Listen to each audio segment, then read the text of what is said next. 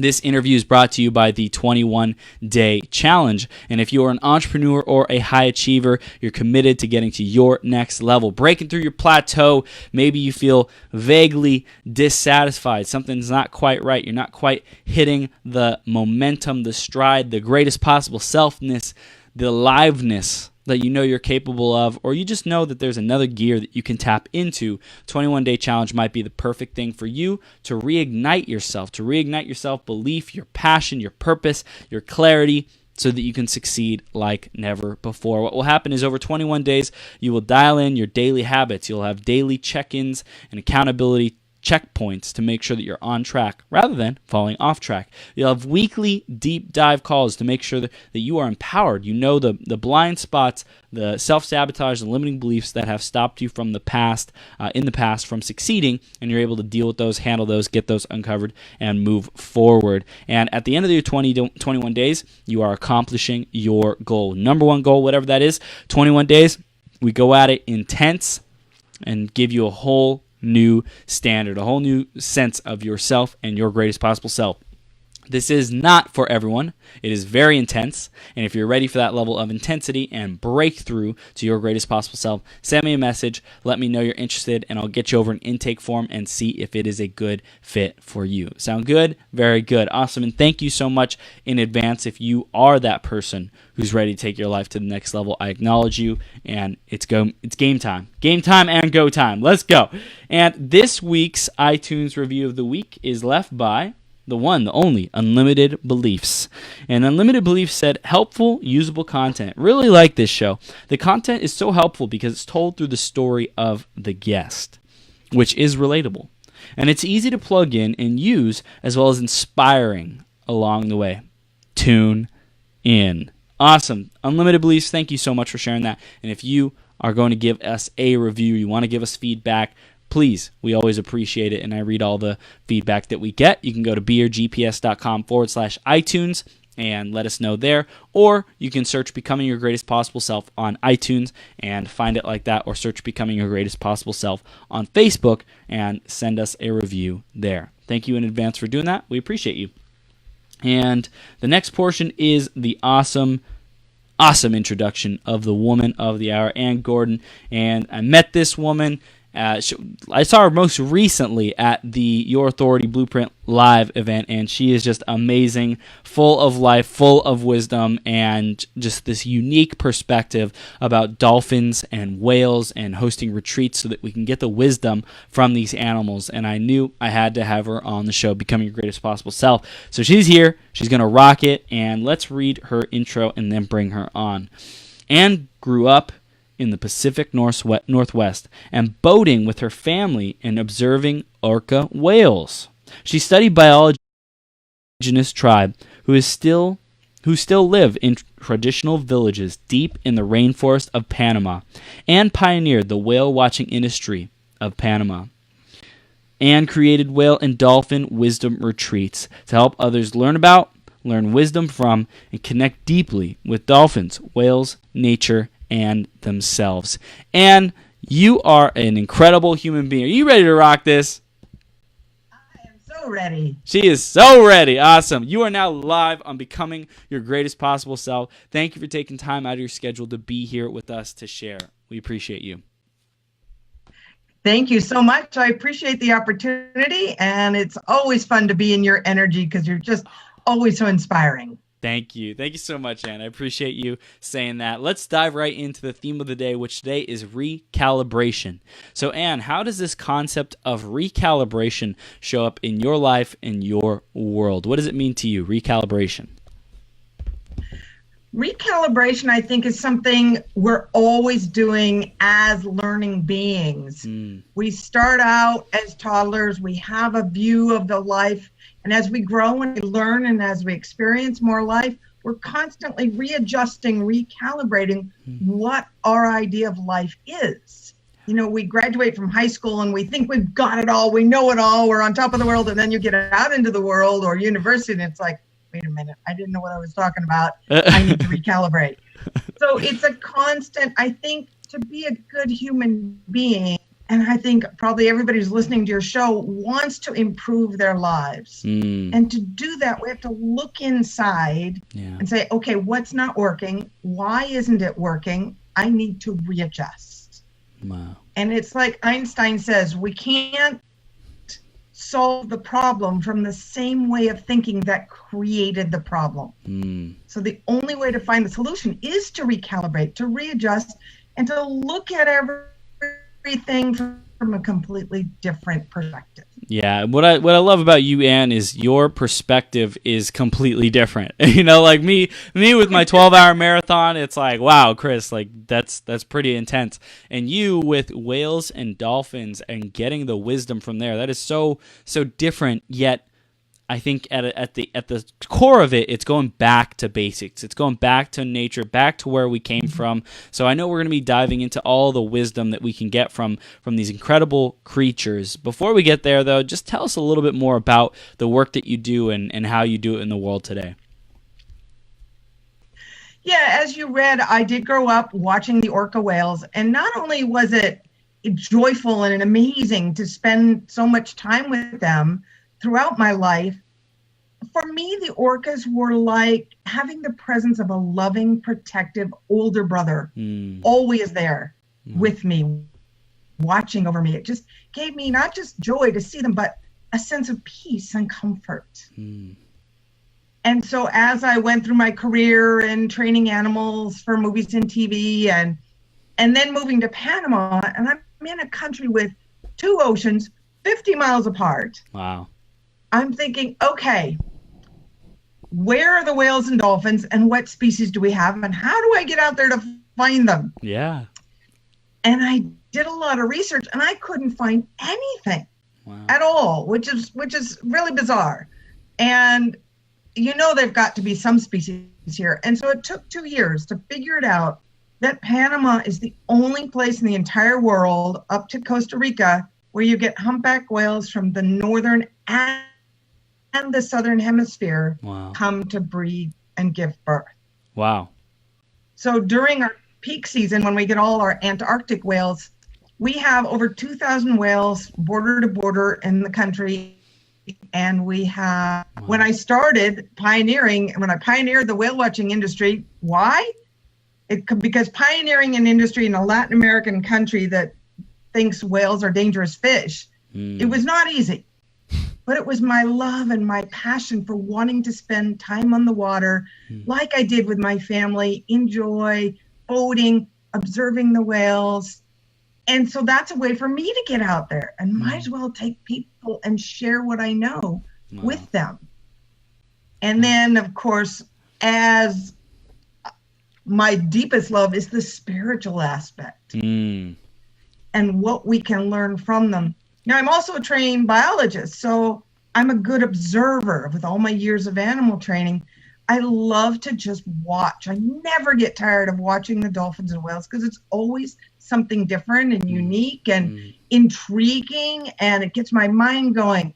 They're doing this, so why are they doing this? And then I started realizing what we can learn and apply to our own lives that can bring so much joy and peace and togetherness, connectedness into our human lives just by watching the dolphins and whales. Amazing. I love it. I love how you start off with the going out with your family and being around whales there, and then you pioneer the industry. Like, we're going to get into all this stuff too, but I just really wanted to recap and focus on how you're living your life in a very unique manner. You're trusting yourself in the spirituality, in the pioneering, in the doing something new. And I just really want to celebrate that. And for you doing something that isn't conventional and isn't like necessarily normal, but you're trusting your guidance and you're filling a need in the world and giving celebration to these animals, bringing awareness, pioneering this industry. So awesome. And I just want to dive into that for a sec. What are you really getting from, what are you discovering? What are you learning about being that pioneer, trusting yourself to go that process, that route of focusing in an area that isn't necessarily like highly publicized or talked about? Like, what's that been like for you? Well, it hasn't been easy, but no matter what I've done in my life, like when I was training animals for movies and TV, I was the only one doing it in the Pacific Northwest. I have often become an entrepreneur, not because I wanted to be an entrepreneur. It's because nobody was doing what I wanted to do. I would just come up with these ideas and I want to do that.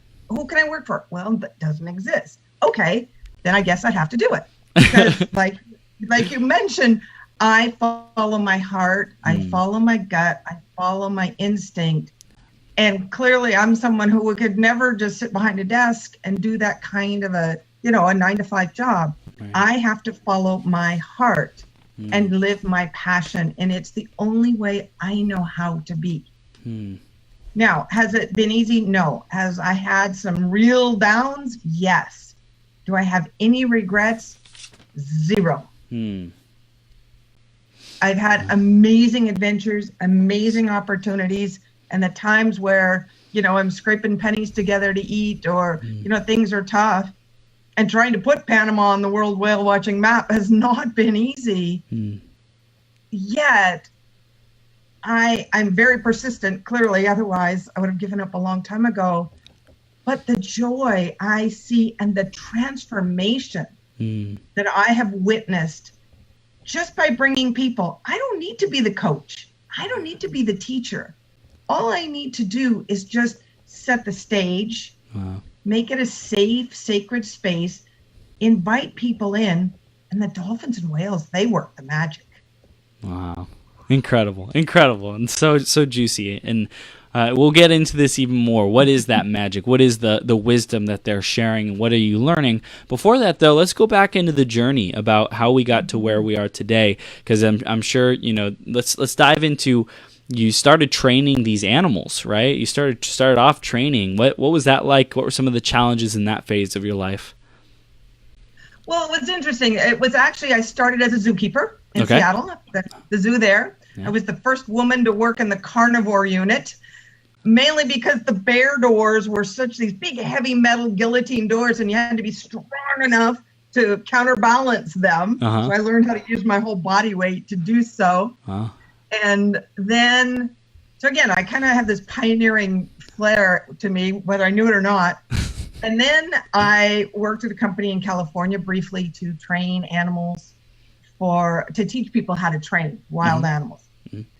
And then I came back to Seattle and started training wild animals to take them out to schools and do educational outreach programs to teach respect for wildlife, appreciation. And as I did that, I realized there was nobody providing animals for the film industry in the Pacific Northwest. So that was really fun. It was getting out and networking, letting people know you were there. And there was a bit of a stigma that if you were not a trainer from LA, from Hollywood, you were no good. But it was interesting because when I was a child, I was very shy. I was terrified to speak in public. I avoided Speech 100 class in university, even though it was easy credits for everybody else. I'm terrified. And then I found my passion was speaking about the animals and sharing. And I was also terrified for whatever reason, because I love my dad, but I was afraid of other men. Nothing bad ever happened. I just was very intimidated. So now I'm taking animals onto movies where I've got these big directors and producers, and like Robert Redford and is directing me, and some of these really big names. And I have to hold my own.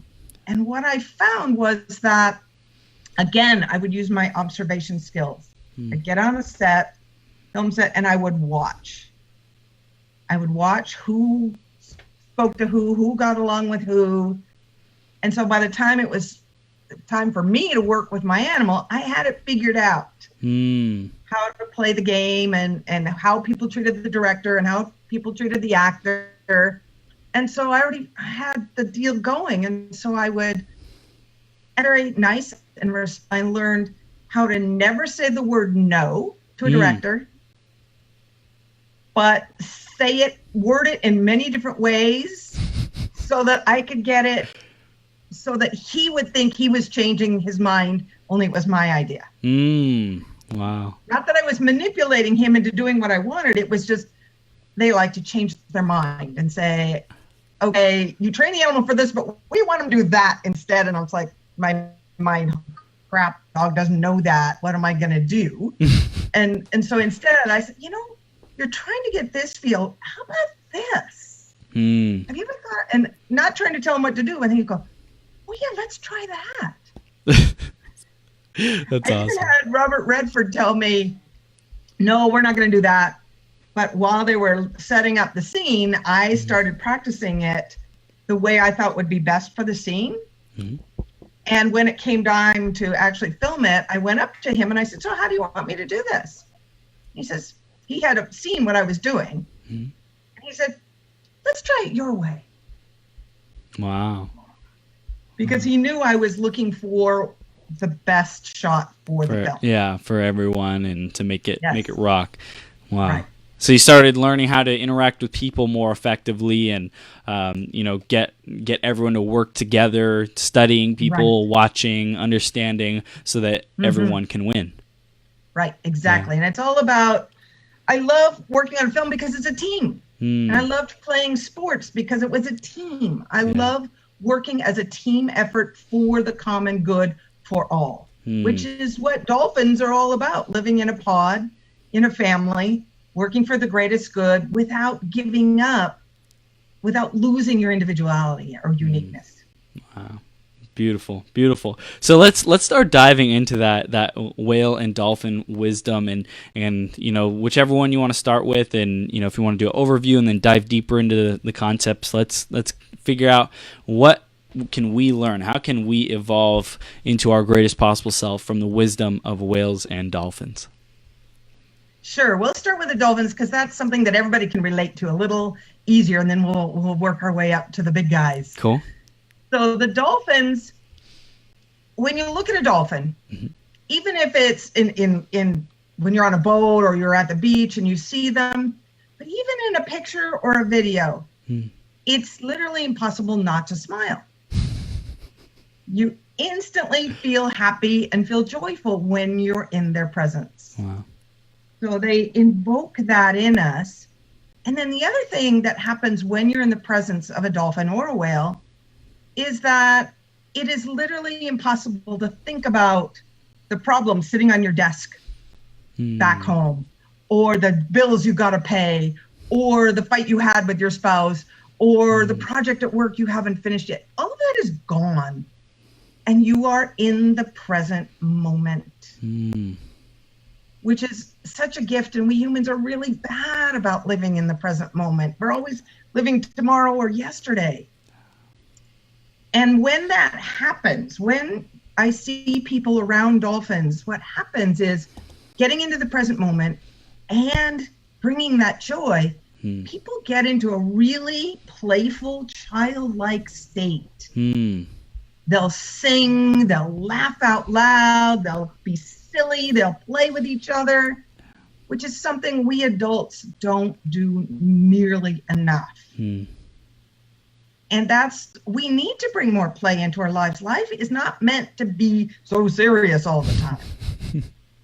Right? We forget that. Right. Especially in the corporate world and work, especially I have to say in North America, I noticed it living outside of North America, that the focus is on work and things and money.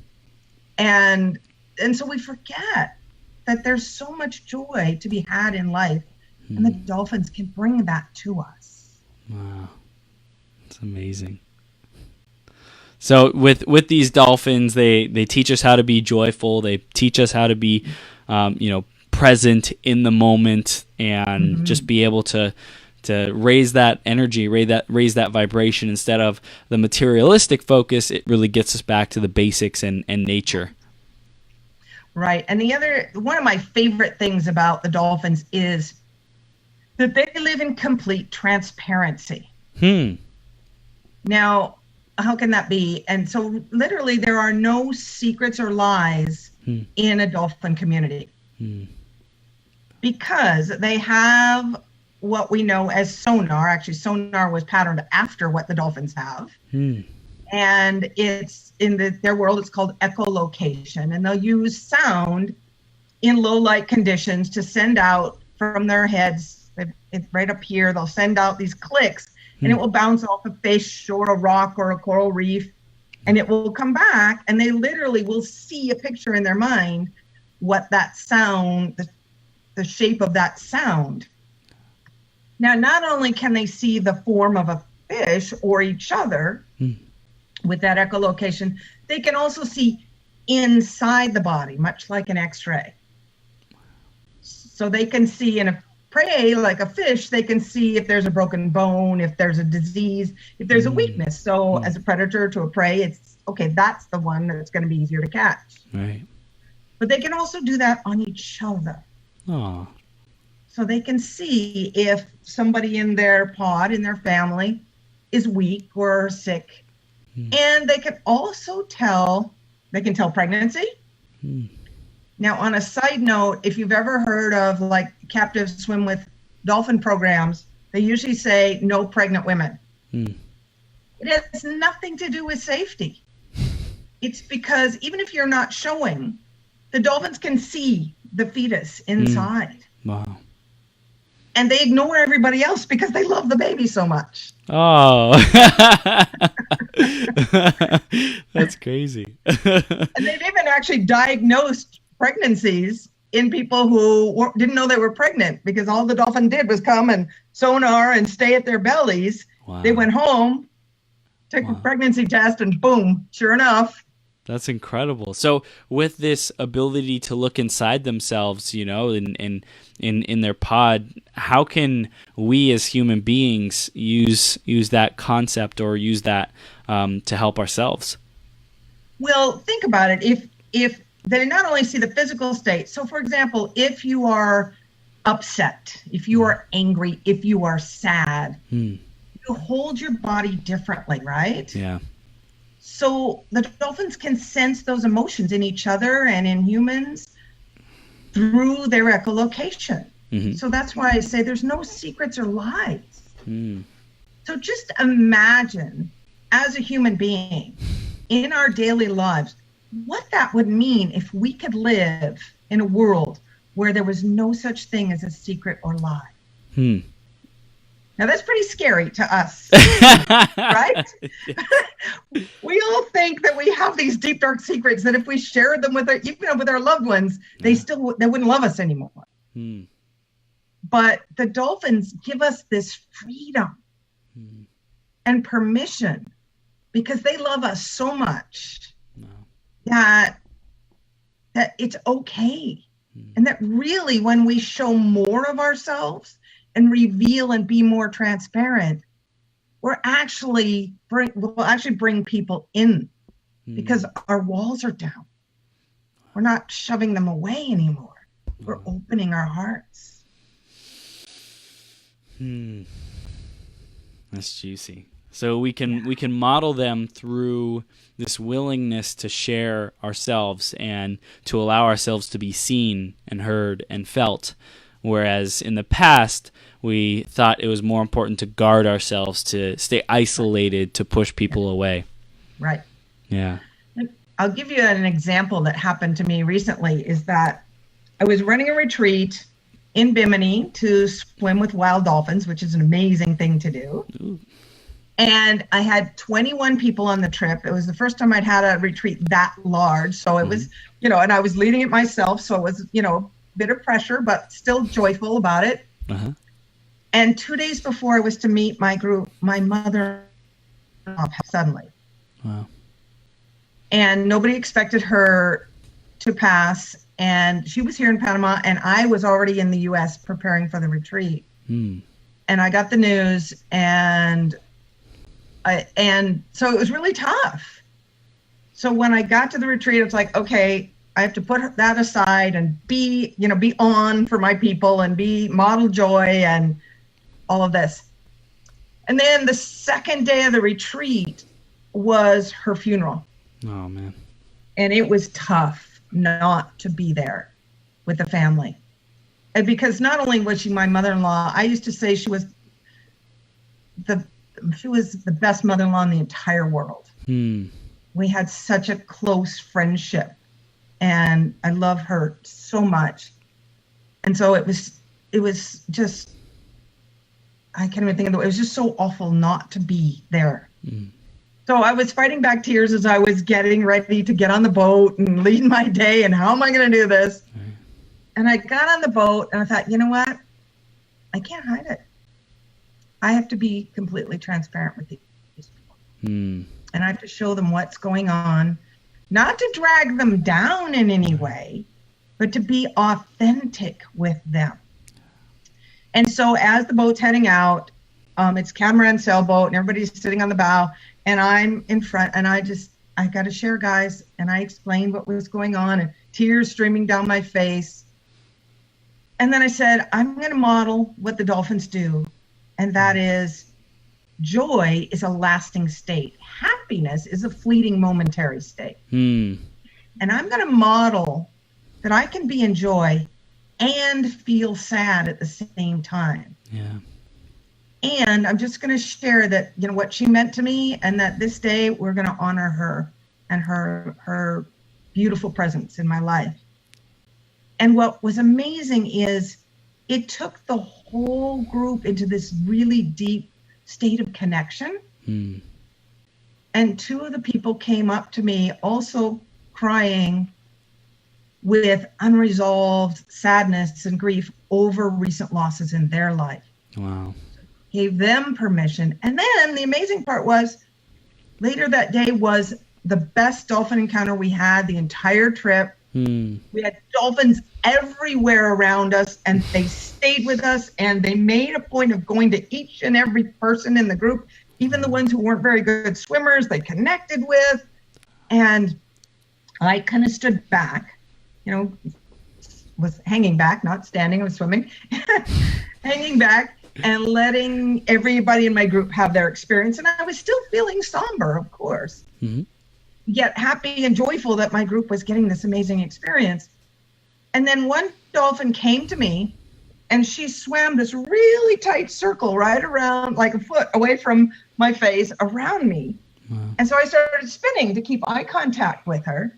And we did a couple circles like this until I couldn't hold it in any longer. And I burst out laughing in my snorkel, which is not easy. And as soon as I started laughing, the dolphin stopped, made direct eye contact, and then left. It was like, okay, I did my job. We brought her back to laughing. We're good. It was beautiful. That's incredible. Oh my gosh. So the dolphin could just sense that was still going on with you, and you weren't quite at that state of fully expressed joy. You're still dealing with the somberness, and it was able to get you through that. Wow. Right. Exactly. It's beautiful. It really shows that they really pick up on us. They read us so well that we are transparent to them, and that's something I try to model. It's not easy in our human lives, but to be as transparent as possible as I can and still be human. Yeah. Wow. So powerful. I love it. All right. So that's the dolphin side of things. Anything else on dolphins, or are we ready to move to whales? Well, we could go on all day. I could go on all day about the dolphins, but yeah, let's invite the whales in. All right. And share that they represent abundance. Now, if you make that's on the surface, that's really easy to figure out. They're big. Right. Abundance, right? Right. But let's take it a couple steps further. In that, whales are the largest animals on Earth. Yeah. The blue whales are larger than any dinosaur ever was. Wow. So, and the blue whales eat some of the smallest creatures on Earth. They eat plankton, and they eat tiny little shrimp called krill. Obviously, tons and tons of them. Right. But they're the largest creature eating the smallest. And do you ever see a skinny whale? Right? Right. So they're the masters of abundance. All they got to do is open their mouth. and there's food. They never stress. They never worry. It's just us humans. I mean, in nature, abundance is everywhere. You know, the deer put their head down, the birds fly around, the monkeys eat the fruit out of the trees. It's easy. It's just us humans who created this block, this mental limiting beliefs and blocks that prevent us from opening up and receiving abundance. Now, not only do the whales, are they the masters of just living in the natural flow of abundance, but they actually create their own abundance. Now, there's actually scientific proof, studies that have shown that when there are more whales, there's actually larger fish populations, not less, even though they're eating those fish. So how does that happen? So the way it happens is what goes in comes up. So when a whale is eating a lot and then he's pooping out into the water, that whale poop is filled with nutrients that then feeds the phytoplankton, that feeds the zooplankton, that feeds the krill, that feeds the small fish, that feeds the big fish, and feeds the whales. Wow. And then they also do, as they come to the surface to breathe, and then they go down to the bottom, and then they come back up and down, they're creating this upwelling of bringing nutrients up from the bottom and oxygen down from the surface. And again, feeding the plankton and the life on each level and recycling the water. So the presence of whales creates more abundance just by their being who they are. Wow. How long can a whale hold its breath for? It depends on the species, but the record holder is the sperm whales, who dive several thousand, well, like 2,000 meters down to eat giant squid. So they've been recorded up to 2 hours. Wow. Yeah, amazing, huh? The ultimate free divers. That's awesome. Oh my gosh. So these whales are the, you know, the epitome of abundance, because they are just creating the cycle of life, you know, the circle of life, making sure everything keeps going around. I'm curious, what is it about the whales' process that has them produce those nutrients at the end? You know, is it just like what is it that they use and that they take to nurture and nourish themselves, and then at the end that there's still left for others and for more? I think that's actually the way of all life. There's always some nutrients that can be used. It's like plants bring in the carbon dioxide and they create oxygen, right? Right. So what the waste product for our breathing, because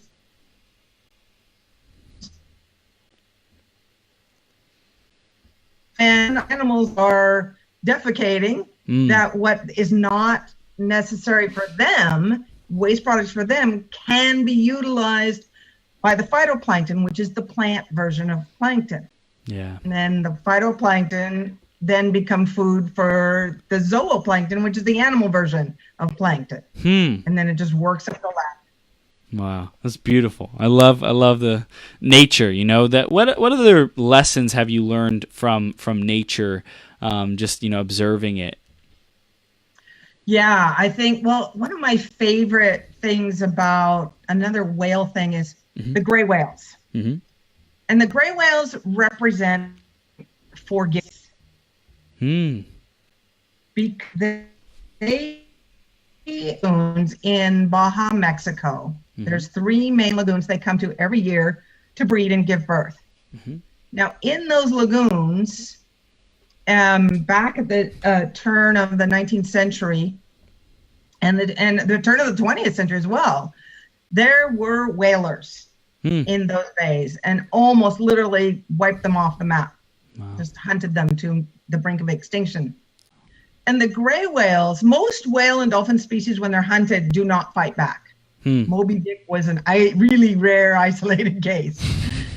And that was based on a true story. Right. Of one rogue sperm whale. But the gray whales were the only species of whales that the whalers would call the devilfish because they did reliably fight back. Wow. So they were the most aggressive whales for the whalers. And now in those very same bays where they were hunted and almost wiped out, they will literally come right up to boats, bring their newborn calves and push them up so that you can touch them. Wow. You can massage them. I had a mother swim right into my arms so I could just hold her and hug her and kiss her. And we're just in these little open panga type boats, local fishermen boats. And the whales come up and they're super gentle. And so now they're the only whale and the only species of any wild animal that approaches humans just to be with humans, not for food like monkeys in Thailand, but or steal things, but just because they want to be with us. Wow. And if they can forgive the human race for almost wiping them out and hunting them to almost extinction, and now trust us with their newborn babies, Wow. then how can we not forgive ourselves? Yeah. Right? Wow. So at like when there was whalers, and then after that period of time, were they resistant to people? Did they stay away from people? And then over time, they started trusting more and showing up more and like coming closer to humans. Is that kind of the pattern of history? What happened was, obviously, yes, you're right. There was a timing when whaling stopped because there weren't enough whales around. Right. And then all these areas are pretty remote. It's not easy to get to. And it's about, most of them are like 5-hour drive from the nearest airport. Wow. So they're pretty out there. And so the only people that were there for a long time were just local fishermen who just ignored the whales. They weren't hunting the whales. They were catching shrimp. They were catching clams. They were catching fish. They didn't care. They just did what they did and ignored the whales or were afraid of the whales just because they're so big. Right. Until it was like in 1974, 73, when a local fisherman was out in his boat by himself and a whale came up. And it came right up next to the boat, right up next to the back of the boat where he was near his motor, and the motor wasn't idle. And the whale came so close. And at first the fisherman was terrified, and then it just hung out there. So he gingerly reached out to touch it, and it stayed. And so that started happening over and over again. And then it started becoming something that they realized, hey, people might pay us to take us out to see these whales. Yeah. So now that it's a very sustainable tourism. In San Ignacio Lagoon, it's very regulated. There's only so many boats and only local fishermen and only the people who really know that are trained. So it's very, very respectful. And it's up to the whales. The whales have the choice. And so now when we go out, I take a trip there every year. And this year on the first day of the trip, we had 100% of our people on the trip touch the whale. Wow. Yeah. Wow. It's pretty awesome. That's incredible. Oh my gosh. And it's just, I love how nature makes itself so available to us, and in every other aspect we think about nature and we always think it's going to run away. It's afraid of man. It's intimidated. And I love that there's these sea creatures who are excited about humans and being connected. Why do you think that is? Why do you think some run and some come close? I think it's all about how we hold ourselves. If we are looking at a bear, in our path, where do we instantly go to? Fear. Yeah. Right? Or if we're swimming and we see a fin in the water, you first think shark. You don't think dolphin. You don't think anything. And shark, oh my God, Right. And I mean, there's justification for that fear. But really, when you come from a place of fear, then that's what the animal's picking up. Right? And if you're, and the basics of animal communication is if you're in your mind visualizing, oh my God, that bear's attacking me, that bear's picking that up. Oh, well, maybe that's what I'm supposed to do. So not that I'm saying you should go up and try and touch a wild bear. No, please don't. But just if you're calm and you're quiet and respectful with most wildlife, it's you're going to have, and what I found is with whale watching and running whale watching tours for 11 years now, is that two things. One, if you respect the animal and never try and force the encounter, but keep your distance, a respectful distance, observe, maybe parallel its path, and then give the whale or the dolphin the option, the choice, and control over the encounter. If they go away, they go away. If they decide to come close, then it's up to them. And 9 times out of 10, if you're respectful and honoring, they just come right to you. We had that happen on Sunday. We had a couple whales over here and we're watching them. And then all of a sudden they were down. And we're all looking. Where are they? Where'd they go? And all of a sudden I see they have long white pectoral fins. And I see this flash of white right next to the boat. I'm like, look, right here. And they literally swam right in front of the boat and came up. Just wow. Incredible, Anne. I love this. I love this discussion. So let's dive into more of, how we as leaders and influencers, how we can grow and be more effective with this wisdom. How can we start applying this in our lives?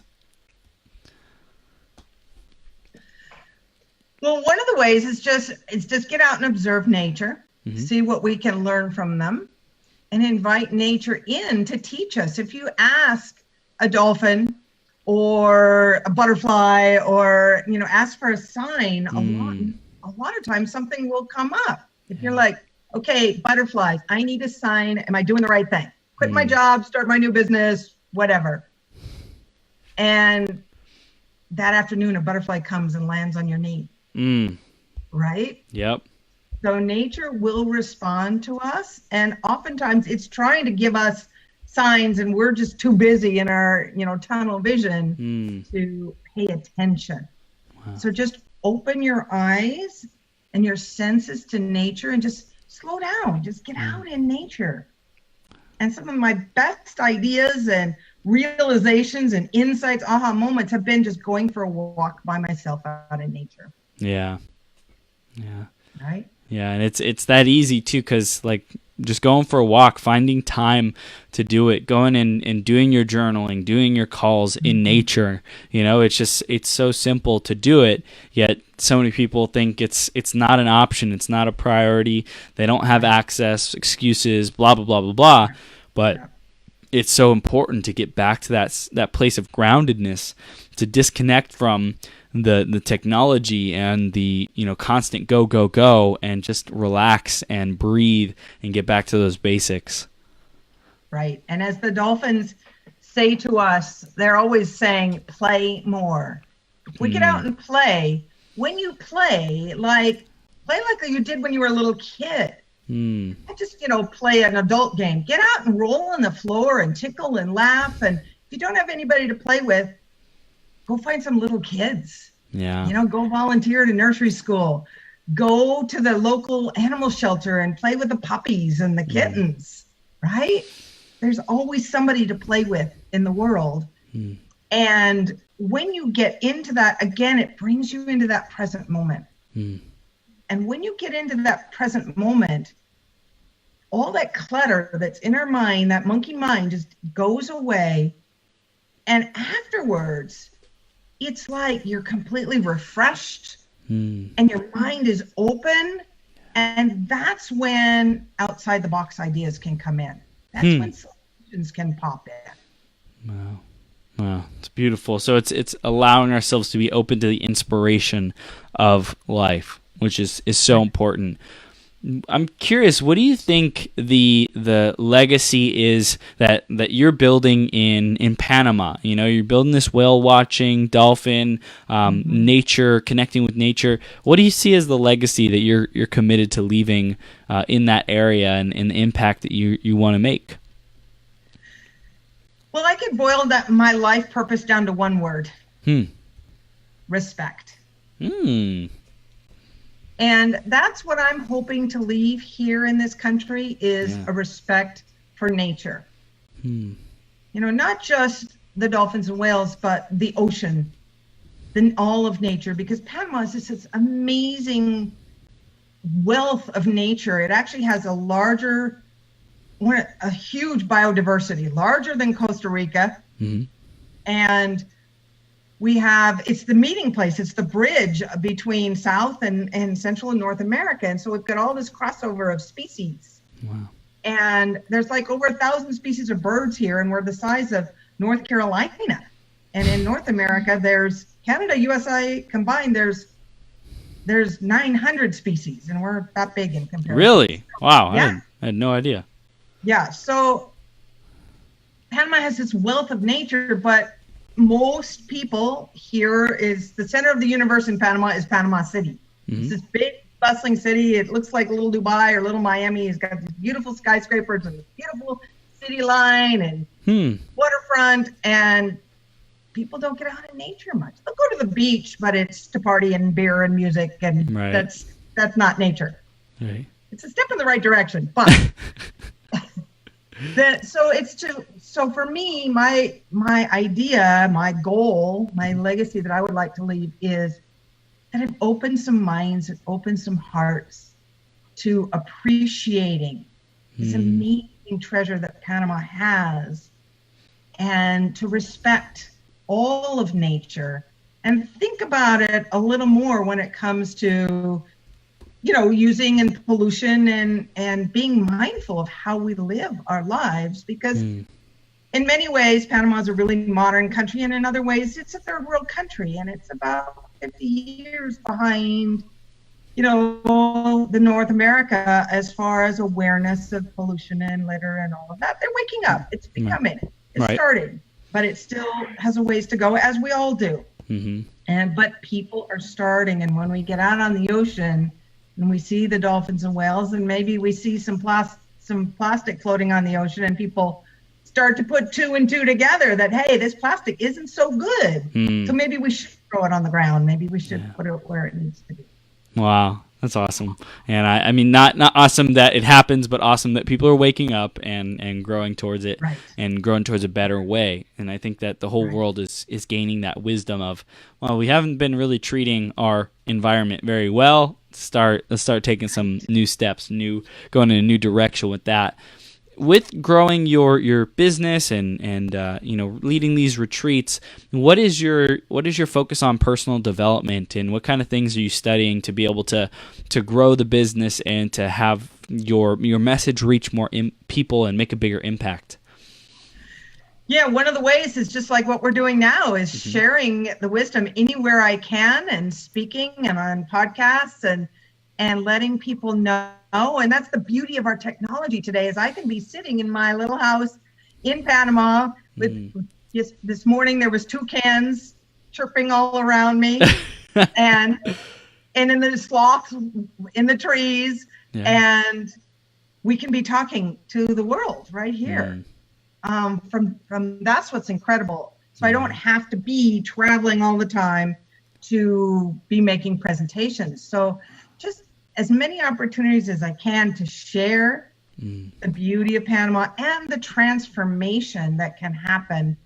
And like I said, I don't have to do much facilitating.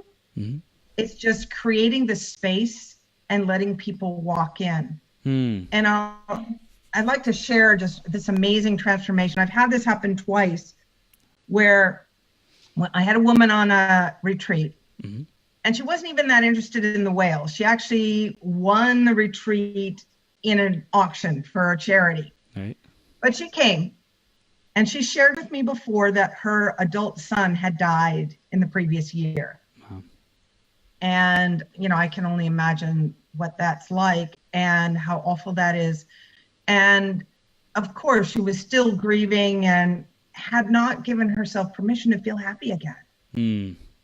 And so she came on the retreat. And again, I didn't do any coaching. I didn't even bring the subject up. If she was wanting to discuss it, great. But if not, fine. Mm-hmm.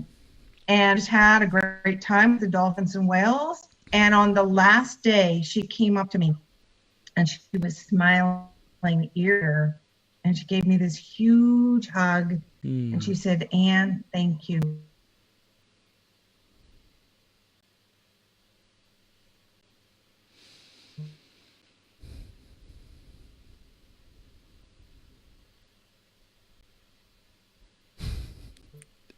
Hey, Anne, I don't know. Are you still there? Anne, you froze a little bit. Are you still there? Testing. 1, 2, 3. Here Testing. I am. Sorry. Okay. Yeah, it froze up. Okay, so the woman walked up to you and said thank you. That's the last thing I heard. Sorry. About it's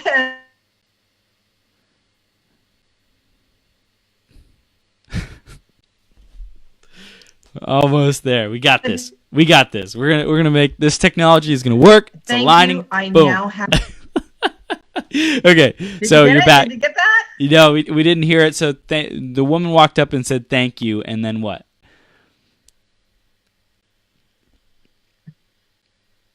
I now have permission to be happy. Ah, wow. And that was from just what happened on the trip? What did she experience? It was just a normal trip. It was just a normal trip of spending time observing the dolphins and the whales. We got in the water. We swam with the whales and the dolphins one day. It was just doing what I normally do and sharing just very naturally, informally about what we can learn from them and observing them and just being there. Because what I have found is just by being in the presence of the whales that it just naturally releases any blocked emotions and anything inside us that no longer serves. Just by being with them. Wow, beautiful. I love it. What do you see is your next level of your greatest possible self in these whale and dolphin wisdom retreats and getting the message out? What do you see as that next big milestone you're going for? The next big milestone is I want to become the ultimate done-for-you retreat location for people who do have coaching, like they're coaches, they're speakers, they're authors, they're transformational leaders, and they're looking for that amazing retreat location to bring their groups. And that I can host them. I do all the logistics. All you got to do is bring your clients and get to Panama. I'll pick you up at the airport until I drop you off again. You don't have to think about anything but doing what you do with your clients. That's my goal, is to have sold out retreats with people bringing their groups to me. Awesome. I love it. In terms of developing the message of sharing about whale and dolphin wisdom and retreats, was that ever challenging for you? This has been pretty straightforward about what you offer to people and how you share it, or has it taken time and learning how to understanding how to share it with people, or was it pretty straightforward? It was interesting. I started out. It was funny because I kind of kept it separate. I had two different lives. I had Ann Gordon, the tour operator, and Ann Gordon that did the spiritual woo-woo stuff. Yeah. Right? And I actually had two Facebook kind of profiles because I wanted tour clients to think of me as that, and I was afraid to share the spiritual side of it. And then after a few years, it's like, this is just silly. Yeah. Because this is who I am. So again, it's like, okay, enough hiding. If somebody doesn't like that part of me and is freaked out by the woo-woo, well, then they're not my ideal client. That's they're right. not the kind of person that I'm going to hang out with that's going to come on my retreats anyway. Mm. And, you know, if somebody comes on a tour with me out to my husband's village and it's just a regular day tour or even a whale watching day tour, I don't bring up the spiritual stuff because I'm respectful. Right. I'm not trying to, you know, push that on them. But if somebody asks me a question that opens that door, then okay, I'll go there happily. Right. But I'm always respectful about everybody else's beliefs and how they are, knowing what their goal for the retreat or their day tour is. But when it's on one of my whale and dolphin wisdom retreats, I lay it all out there on the website. There's a number of people who do what I do around the world and leading similar retreats, even though they cater to spiritual audiences, they don't own it. They don't even use that word on their website. I've claimed it. It's like, okay, here I am. I love the spiritual aspect, and that's what this whole trip is about. Wow. Beautiful. So can you share some examples of how the spirituality plays into it? And maybe we've already tapped into it, kind of touched on it a little bit, but tell us a little bit more. We have a very spiritual community at Becoming Your Greatest Possible Self, just so you know. Yeah, I love that. I figured you did. Otherwise, we wouldn't have gone there. But it's all good. And so what I do is not only are we out on the water with the dolphins and whales, but I teach the wisdom. And some of the wisdom I've learned just by observing. Scientifically observing, but I also love to lead guided meditations where they can really start to dive deep into their own personal connection with the dolphins and whales, and to meet their own personal dolphin or whale spirit guide, and a connection that can continue on with them, not just so they don't have to feel like they have to be on a boat on the water to have that connection, where it's something that they can bring with them wherever they are in life. And honestly, I've always felt like misunderstood in my life, as probably many spiritual people have by others as you're growing up and so on. But the minute I started connecting with the dolphins and whales on a spiritual manner through meditation, through developing that relationship with my dolphin and whale spirit guides, I have never felt lonely. No matter what is going on in my life, I know they're here. It's like the angels for many people. It's like your spirit guides, they're here. And I just feel them all the time. And so I bring that aspect into the retreats as well. Wow. Amazing. So, Anne, we're beginning to wrap up here, and we want to know, like, what are the final takeaways from the whale and dolphin wisdom that you have collected and experienced up to this point? Well, remember, the dolphins and whales have been on this planet 30 million years compared to our 225,000. We're just toddlers compared to them. Right? Wow. Yeah. So they have so much to teach us, but the first thing is just get out and play. Just give yourself permission to play. Give yourself permission to be in the present moment, to get out in nature. Just breathe, and it will all flow in. I love it. Oh my gosh, so beautiful, Anne. And people, I'm sure, want to know how they can stay connected with you and what can they do next. How can they take that next step on their journey? So how can they do that? Sure. Well, I would love to gift everybody who's listening with a free meditation that I've recorded, and it's Meet Your Dolphin Spirit Guide meditation. Awesome. And it's really easy. It's dolphinspiritguide.com. Love it. So simple. dolphinspiritguide.com. And then, Anne, what can we look forward to with you over the coming months and years? What are we going to see? Oh man, I always look for, like I said, getting out on the water with the whales is something I want to do. So I lead trips to places not only here in Panama where I live, but all over the world. Beautiful. To places I want to go. So in February, I've got a trip coming up to Hawaii to swim with the wild dolphins there. Woohoo! In March, I've got another gray whale trip to touch and kiss those amazing friendly gray whales. Wow. In May, I have a trip to Bimini, again, to swim with wild dolphins. And then my whale season here in Panama is July through October. And then in October, I'm taking a trip to French Polynesia, Moorea, to swim with the wild humpbacks. Wow. So incredible. What an adventurous life. Lots of fun. Like I said, no regrets. Amazing. And you are a superstar. Thank you for sharing your wisdom and your love and teaching people about these amazing creatures that we might not ever have recognized or realized. And you are in the world for a purpose, to share and illuminate the truths of these animals and the essence and what they're all about, and just remind people overall to get back to nature, to be our greatest possible self, and listen to the wisdom within and all around us. So thank you so much for the work that you do, Ann.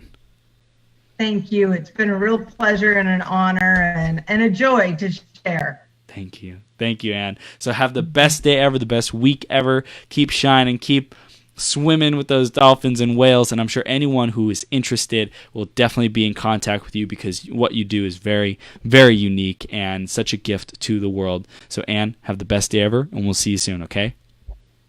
All right. Take care, Chris. Thank you. All right. Thank you.